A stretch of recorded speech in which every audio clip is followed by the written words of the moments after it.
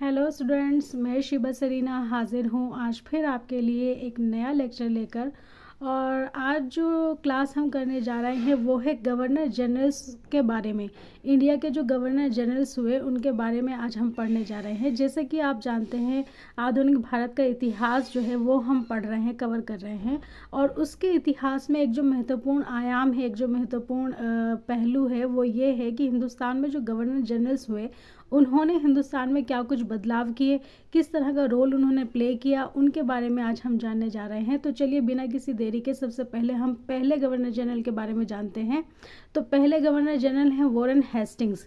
जी, Warren Hastings. और इनका time period है 1772 से 1785। 1772 में डुअल गवर्नमेंट का एंड होता है, डुअल गवर्नमेंट का एंड हो जाता है। मैंने आपके पहले जो लेक्चर है उनमें बता दिया है कि किस तरह डुअल गवर्नमेंट शुरू हुई थी, किसने की थी, वो सब बात हम कर चुके हैं। तो इसके बाद जो है rule of east India company शुरू होता है। तो अब जो है ईस्ट इंडिया कंपनी का शासन शुरू होता है। 1773 रेगुलेटिंग एक्ट आता है। 1773 में क्या आता है, एक रेगुलेटिंग एक्ट आता है जिसमें गवर्नर जनरल कर दिया गवर्नर ऑफ बंगाल को।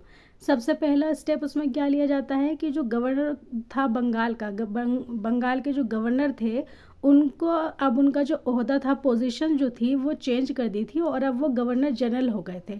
तो इस तरह वॉरेन हेस्टिंग जो है पहले गवर्नर जनरल बनते हैं। ठीक।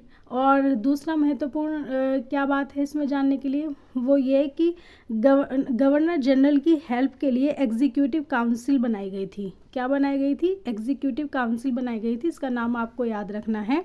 इसमें 4 सदस्य प्लस एक गवर्नर जनरल था, तो टोटल मिलाकर जो है 5 सदस्य थे इसके। और 1774 में first supreme court at Calcutta, पहला सुप्रीम कोर्ट कलकत्ता में बनाया गया था 1774 में।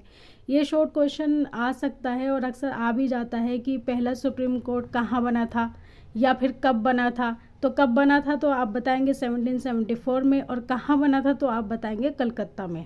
ठीक है, चलिए आगे बढ़ते हैं और देखते हैं क्या कुछ इम्पोर्टेंट हुआ।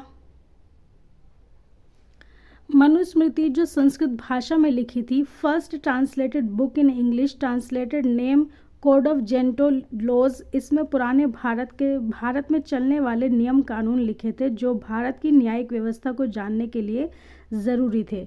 तो मनुस्मृति जो है वो पहली पुस्तक थी जिसको इंग्लिश में ट्रांसलेट किया गया था। और इंग्लिश में जब इसको ट्रांसलेट किया गया तो इसका नाम रखा गया कोड ऑफ जेंटोलॉज। क्या नाम रखा गया? कोड ऑफ जेंटोलॉज नाम रखा गया। और ये क्यों ट्रांसलेट की गई थी, उसका पर्पज़ ये था कि वो भारत का जो सिस्टम है उसको समझना चाहते थे।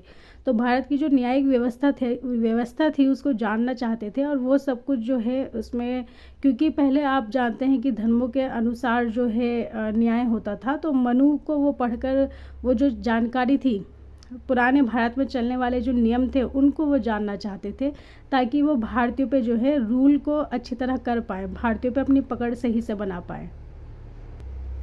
फिर 1772 से 1777 में क्वीनल सिस्टम की बात हो रही है। मैंने इसके बारे में सर्च किया लेकिन मुझे कुछ ज़्यादा मिला नहीं।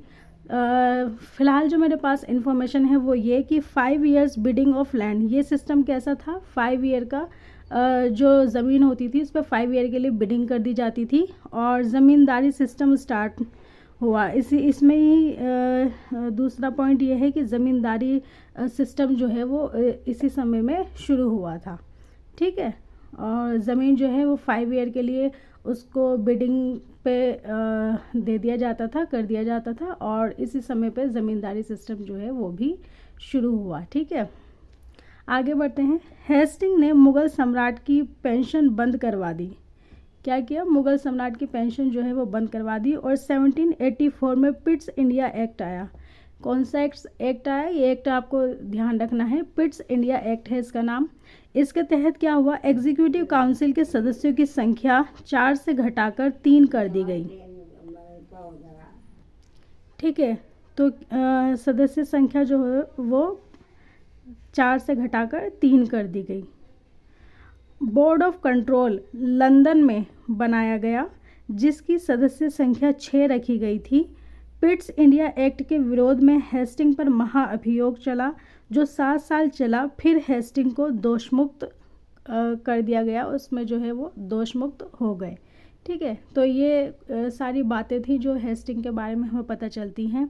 पता चलता है कि 1772 से लेकर 1785 में उनके समय में क्या कुछ महत्वपूर्ण चीज़ें हुई।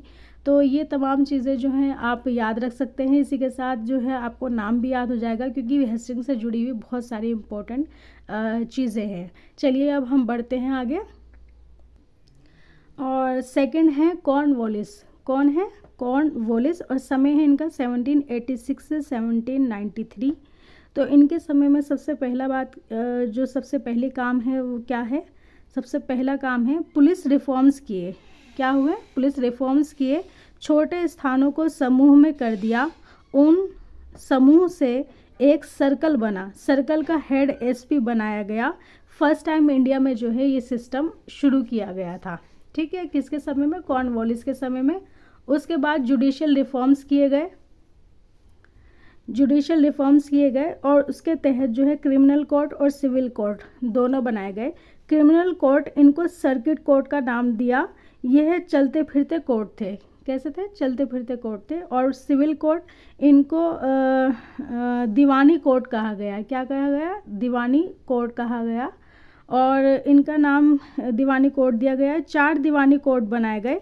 कहाँ कहाँ बने? पटना, ढाका, मुर्शिदाबाद और कलकत्ता। कहाँ कहाँ? पटना, ढाका, मुर्शिदाबाद और कलकत्ता। ठीक, चलिए आगे बढ़ते हैं और अब देखते हैं कि फिज़िकल एम्पुटेशन स्टॉप्ड।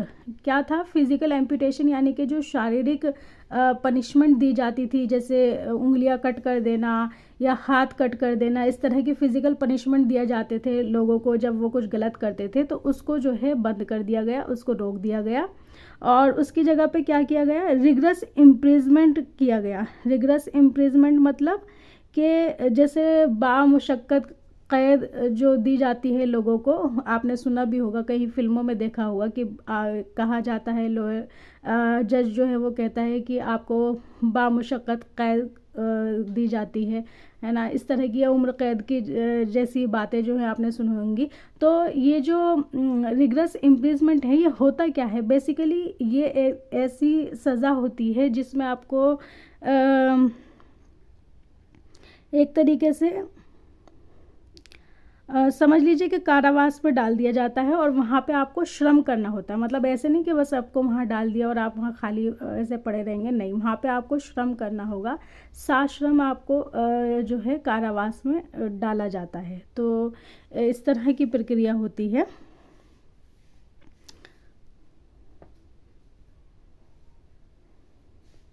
ठीक है, चलिए आगे बढ़ते हैं। Cornwallis was considered as the father of civil services in India. Cornwallis ने एक महत्वपूर्ण काम क्या किया था? यहाँ पे सिविल सर्विसेज को शुरू किया था। तो इसलिए जो है कॉर्नवालिस को ऐसा कंसिडर किया जाता है, उनको फादर के तौर पे देखा जाता है civil services in India. Bharat में जो सिविल सर्विसेज शुरू हुई उनके लिए उनके पिता के तौर पे जो है कॉर्नवालिस को देखा जाता है। और इंडियन सिविल सर्विसेज 1790 में स्टार्ट करता है। कब शुरू हुई है? 1790 में सिविल सर्विसेज शुरू हुई थी। 1790 में ही स्थायी बंदोबस्त की घोषणा करता है। किसकी? स्थायी बंदोबस्त की। पहले आपने देखा था कि लैंड बिडिंग का सिस्टम था 5 ईयर के लिए, लेकिन यहाँ पर जो है स्थायी बंदोबस्त की घोषणा की गई। स्थायी बंदोबस्त क्या होता है, इसके बारे में अगर आपको डिटेल में जानना है तो मुझे कमेंट करके बता देना, मैं फिर सोचूंगी आपको बता दूंगी इसके बारे में। वैसे स्थायी बंदोबस्त थोड़ा सा आप समझ लीजिए ये कि परमानेंट जो है कर दिया जाता है कि भाई 10 साल के लिए इतना जो है कर आपको देना होगा, इस तरीके से वो परमानेंट सेटलमेंट होता है। ठीक है, तो Cornwallis is the brain child of permanent settlement लिखना होगा यहाँ पे, वो रह गया है। तो परमानेंट सेटलमेंट का जो ब्रेन चाइल्ड माना जाता है वो किसको माना जाता है? वो कॉर्नवालिस को माना जाता है। ठीक है, कॉर्नवालिस के दिमाग से उपजा था ये idea. John Shore who is the member of executive council, he objects on permanent settlement because he wants that land does not given permanently, it will given on the basis of bidding. तो John Shore जो हैं वो permanent settle के against थे, उसके ख़िलाफ़ थे और उन्होंने उस पर ऑब्जेक्ट किया था, क्वेश्चन खड़ा किया था और उन्होंने ये कहा था कि परमानेंट जो है वो ज़मीन नहीं दी जानी चाहिए, बल्कि क्या होना चाहिए, बिडिंग सिस्टम होना चाहिए, उसके तहत जो है ज़मीनें मिलनी चाहिए। John Shore 10 years bidding system लगाता है। क्या लगाता है? 10 ईयर बिडिंग सिस्टम को लगा देता है। 1793 में जाकर स्थायी बंदोबस्त को लागू किया जाता है। तो स्थायी बंदोबस्त की शुरुआत तो आप देख रहे हैं कि इसके बारे में जो है शुरुआत पहले हो गई थी, लेकिन ये लागू नहीं होता है, लागू ये होता है 1793 में। ठीक है, चलिए आगे बढ़ते हैं। तीसरे गवर्नर जनरल हैं जॉन शोर। जॉन शोर जिनके बारे में मैंने अभी पीछे एक पॉइंट आपको बताया था कि 1793 में परमानेंट सेटल लागू हुआ, तो वही जॉन शोर जो हैं उन्हीं के बारे में मैंने आपको बताया था। 1793 में इनका समय जो है वो शुरू हो जाता है और 98 तक रहता है।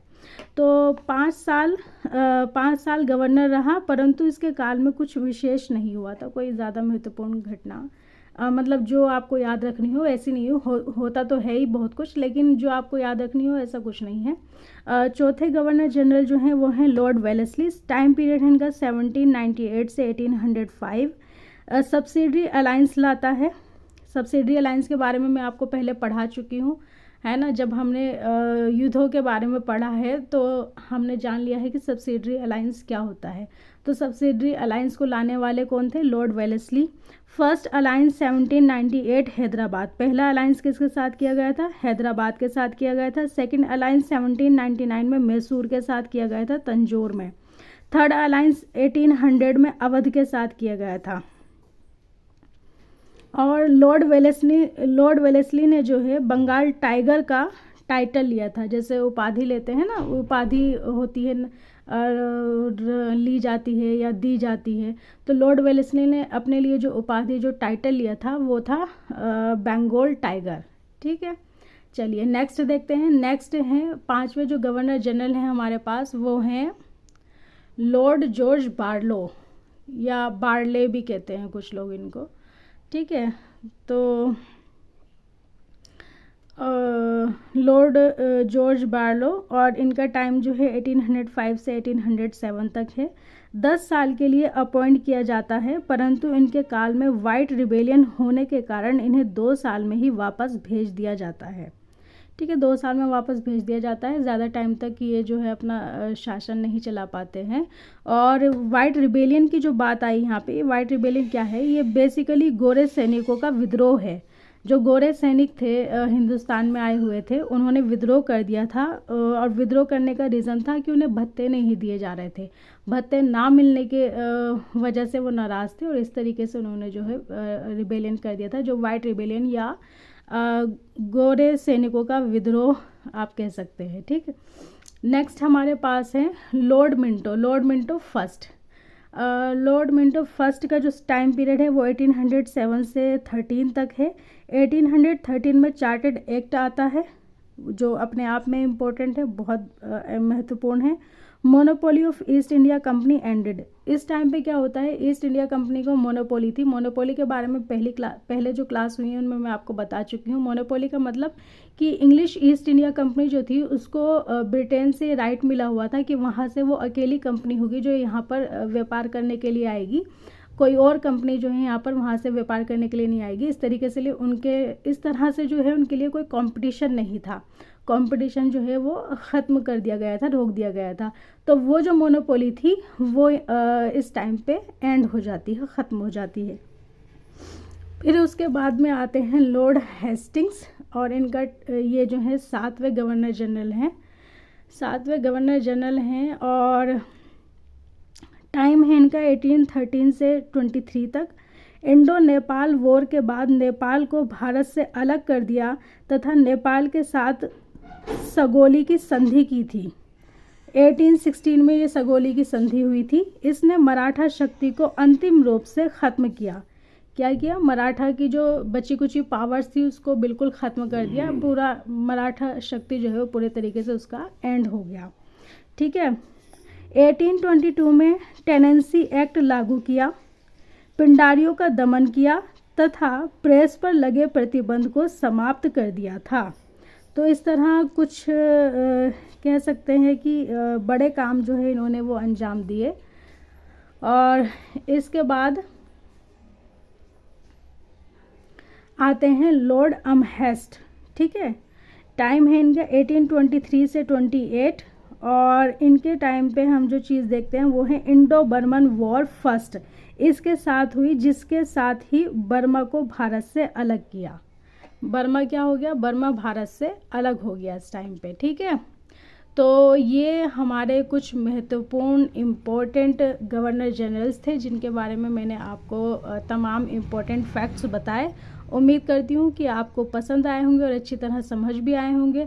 अगर आपको ये वीडियो अच्छी लगी है तो प्लीज़ इसको लाइक करें। साथ ही अगर आप इस चैनल पर नए हैं तो प्लीज़ चैनल को सब्सक्राइब करें और मेरे चैनल से जुड़े रहें, कमेंट करते रहें अच्छे और लाइक शेयर करते रहें और मेरे चैनल को खूब खूब सपोर्ट करें। इसी के साथ मिलूँगी आपसे अलविदा, फिर मिलूँगी नए लेक्चर के साथ जिसमें हम गवर्नर जनरल ऑफ इंडिया के बारे में पढ़ेंगे। आज जो मैंने आपको टॉपिक कराया वो है गवर्नर जनरल, और नेक्स्ट जो टॉपिक है वो है गवर्नर जनरल ऑफ इंडिया, ठीक है। दोनों में डिफरेंस है, उसके बारे में हम पढ़ेंगे। तो तब तक के लिए पढ़ते रहिए, खुश रहिए और टेक केयर, गुड बाय। फिर मिलूँगी नई वीडियो में नए लेक्चर के साथ। Thank you for watching this video, thank you once again.